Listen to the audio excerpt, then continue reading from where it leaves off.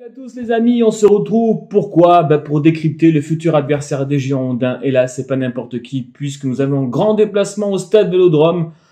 Oui, comme vous l'avez compris, on se déplace à Marseille, rencontrer l'Olympique de Marseille. La saison dernière, les Olympiens sont arrivés 5e du championnat avec 61 points, 18 matchs gagnés, 7 matchs nuls et 13 défaites, 60 buts marqués, 52 encaissés.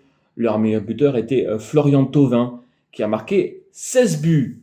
Du côté du Mercato, les arrivées de Dario Benedetto, l'Argentin, l'attaquant de 29 ans, est arrivé de Boca Juniors pour 14 millions d'euros. 13 millions d'euros pour la venue de Valentin Rongier de Nantes, le joueur de 24 ans. Et puis l'Espagnol Álvaro González, prêté par Villarreal. Il a 29 ans. Du côté des départs, Thomas Ubokan, le Slovaque, est parti libre à l'Omonia Nicosie. Rolando, le Portugais, libre. Il est sans club pour l'instant. Adil Rami est parti à Fenerbahçe, gratuit aussi. Mario Balotelli, l'Italien, est parti à Brescia, gratuit. Lucas Ocampos, lui, est parti à Séville, l'Argentin, pour 15 millions d'euros. Luis Gustavo, le Brésilien, pour 6 millions d'euros à Fenerbahçe. Et enfin, Clinton Inji, le Camerounais, 5 millions d'euros pour le Dynamo de Moscou. Voilà pour les départs, les quinquagénaires, on va dire pas trop, hein, les quadragénaires sont partis du côté de Marseille, même si c'est des trentenaires. Hein. Ensuite, du côté du classement actuel, ils sont très bien. L'âge moyen de cet effectif est de 26 ans. Je répète que Marseille est entraîné par André Villas-Boas, le Portugais de 42 ans. Et ils sont très bien actuellement puisqu'ils sont deuxième du championnat, dauphin du Paris Saint-Germain avec 31 points, 9 matchs gagnés, 4 matchs nuls et 3 défaites, 22 buts marqués, 18 encaissés. À domicile, c'est plutôt pas mal. Ils ont eu une seule défaite en 8 matchs joués à domicile. Une seule défaite, c'était lors de la première journée à domicile contre Reims où ils avaient perdu 2-0.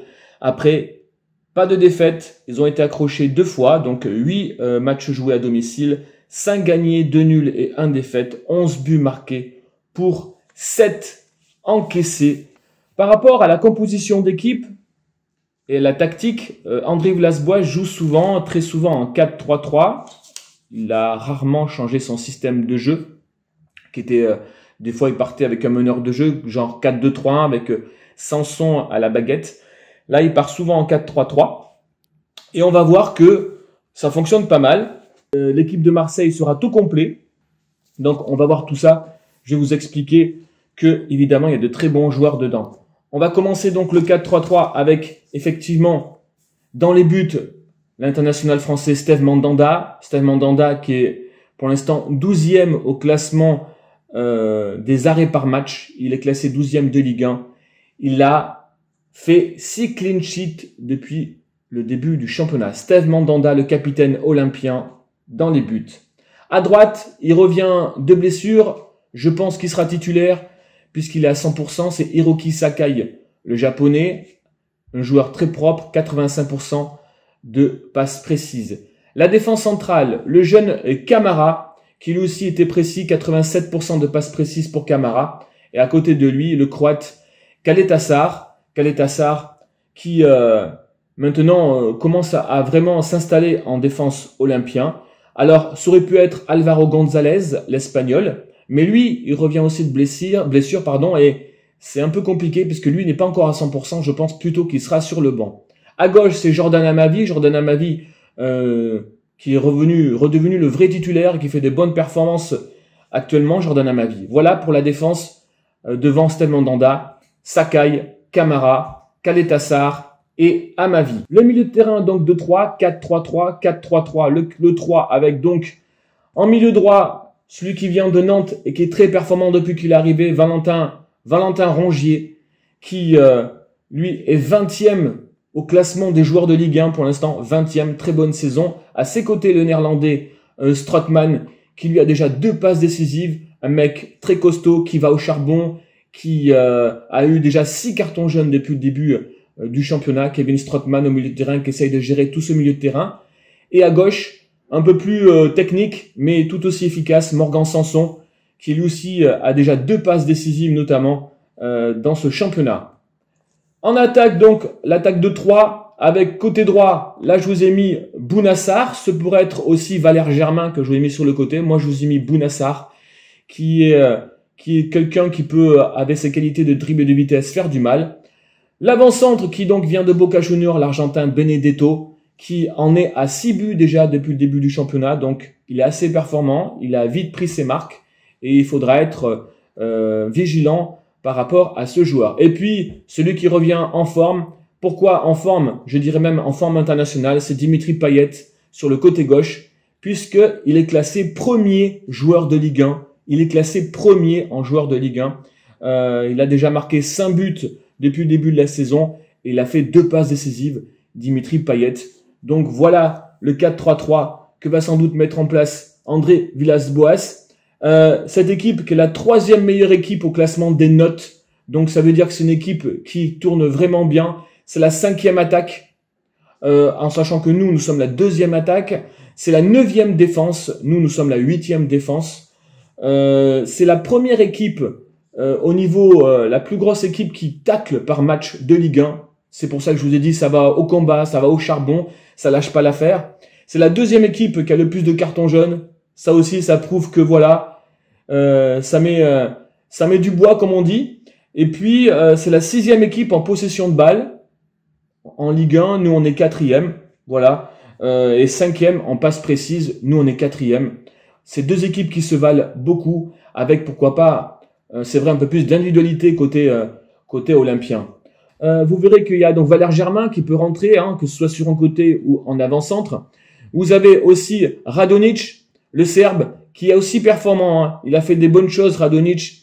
Il peut rentrer sur un côté et apporter sa qualité technique. On voit aussi le jeune Ake, qui plutôt lui est un jeune joueur qui peut encore faire des choses assez intéressantes. Maxime Lopez, lui, il peut être pourquoi pas titulaire, on ne sait jamais.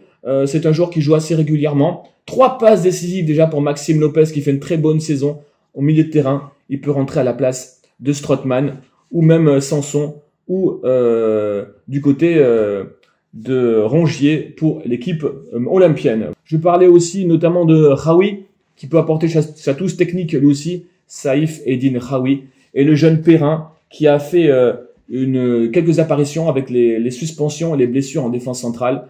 D'ailleurs, il s'en est très bien sorti, Lucas Perrin, qui peut être une solution en défense centrale, de même que Alvaro, qui sera pour moi, je pense, sur le banc, car il n'est pas à 100%, ça serait plutôt Camara et Caletassar qui sera en défense centrale face à nous. Et en blessé, ben, le long blessé de longue date, c'est Florian Thauvin. Florian Thauvin, c'est pas un blessé qui vaut rien, puisque c'est quand même le joueur plus cher olympien. Il est estimé à 45 millions d'euros, l'international français, meilleur buteur la saison dernière avec cette équipe olympienne. Donc évidemment, c'est on va dire un missile offensif de moins. Voilà, je vous mets cette composition d'équipe qui peut être très proche de celle qu'on va rencontrer dimanche soir à 21h. Au niveau des confrontations, ben, c'est un peu plus compliqué pour nous quand on se déplace là-bas. J'ai remonté depuis 2011 et notamment avec 8 matchs depuis 2011, on n'a jamais gagné là-bas. 4 défaites et 4 matchs nuls. Je vous répète que la saison dernière, nous avons perdu 1-0 avec un but de Camara, le défenseur central, et avec une expulsion très rapide de Kalou à la 25e minute. Donc c'est vrai que nous aussi on a du mal quand on se déplace là-bas depuis 2011, je vous le répète, aucune victoire. Je pense qu'il faut revenir à 2008 et le but de Pierre Ducasse pour revoir une victoire bordelaise en terre marseillaise. Ça serait vraiment magnifique d'aller gagner là-bas. On sait notre confrontation, notre rivalité avec les Olympiens. Je rêve qu'on gagne là-bas, déjà pour les rejoindre et pour vraiment frapper fort, parce que là je pense qu'on frapperait fort si on arrive à gagner là-bas, en terre olympienne, faire comme Reims lors de la première journée. Tout est possible, faut être costaud, faut avoir la mentalité, continuer sur le match que l'on a fait face à Nîmes. Voilà les amis, allez Bordeaux, les amis.